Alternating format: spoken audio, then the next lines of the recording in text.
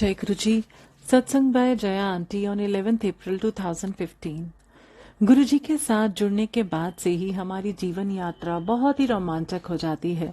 जो कभी सोचा भी ना होगा वो होने लगता है, जो सुना भी ना होगा वो दिखाई पड़ने लगता है। पहले तो हम सोचते हैं कि इत्तफाकन हुआ ऐसे, फिर लगता है कि हम भाग्यशाली हैं जो ऐसा हो रहा है। धीरे धीरे पता चलता है कि हम तो संसार के कुछ चुनिंदे महाभाग्यशाली लोगों में से हैं जिनके साथ ऐसा हो रहा है। अंत में जब माया अपना प्रभाव हटाती है तो समझ आता है कि ये तो सब गुरु जी की कृपा बरस रही थी, बस और कुछ नहीं। जब भी हम संगत अपने को भाग्यशाली कहते हैं, सबके मन में ये ख्याल आता है कि ये धन धान्य से संपूर्ण होंगे, हर पारिवारिक सुख से लदे हुए होंगे, बीमारियों से तो दूर दूर तक नाता नहीं होगा और इमोशनली कोई समस्या भी नहीं होगी, आदि आदि। फिर भी इन सबके साथ अपनी तुलना कर और दुखी हो जाते हैं कि गुरुजी आपने तो हमें ऐसा कुछ दिया ही नहीं, हम अपने को सौभाग्यशाली कैसे कहें। यही हम चूक जाते हैं समझने में, हम किस लायक थे और हमें क्या मिला है। इस सच्चाई को जब हम स्वीकारते हैं तभी हम समझ पाते हैं कि हमें गुरुजी ने कैसे भाग्यशाली बना दिया। जरूरी नहीं कि ऊपर लिखी हुई हर चीज हमें मिली हुई हो गुरुजी से जुड़ने के बाद भी, पर इनमें से किसी के नेगेटिव होने के कारण जो परेशानी हो सकती है वो या तो नहीं होती या उसका प्रभाव इतना कम होता है कि हम आसानी से उसे झेल लेते हैं। कोई भी विपत्ति ज्यादा देर तक टिक नहीं पाती। यदि हमारे कर्म फल में है तो आती तो जरूर है, पर गुरुजी की महिमा से वो हमारा ज्यादा नुकसान नहीं कर पाती। बस हमारा अपना नजरिया ही हमें तकलीफ देता है। एक संगत को मैं जानती हूँ, पैसों की तंगी थी। दोनों पति पत्नी मेहनत करते रहे बरसों से, पर घर का किराया भी देना मुश्किल होता।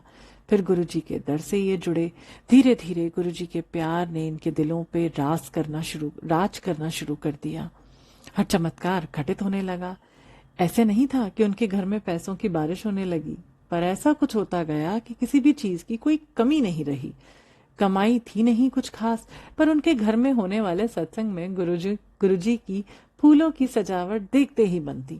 गुरुजी भी हमेशा विराजमान नजर आते। इतना दिया गुरुजी ने कि लोगों की नजर उठने लगी कि या तो कुछ गड़बड़ है या तो ये झूठ बोलते हैं कि पैसे नहीं हैं।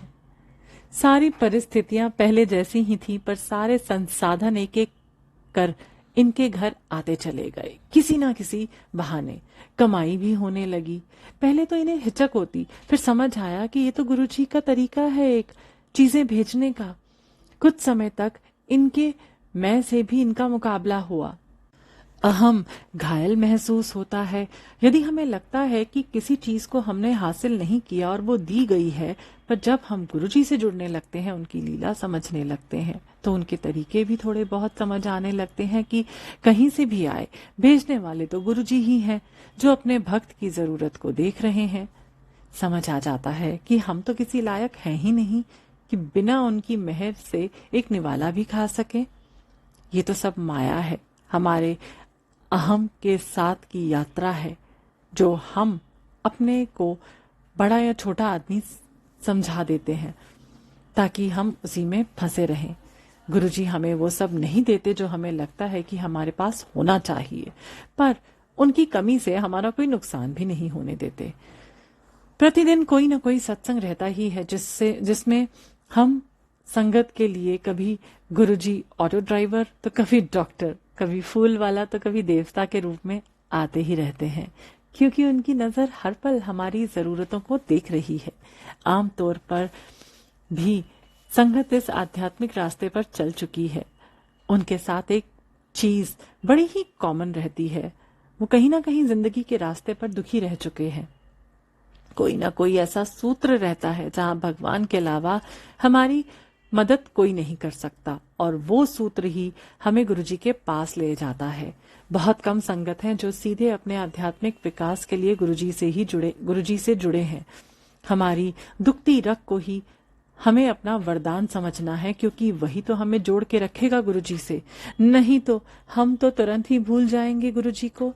आज नहीं तो कल गुरुजी हमें हर सांसारिक चीज या तो दे देते हैं या उसकी निरर्थकता को समझा देते हैं, जिससे हम खुश होकर अपनी आगे की यात्रा पर ध्यान लगाएं।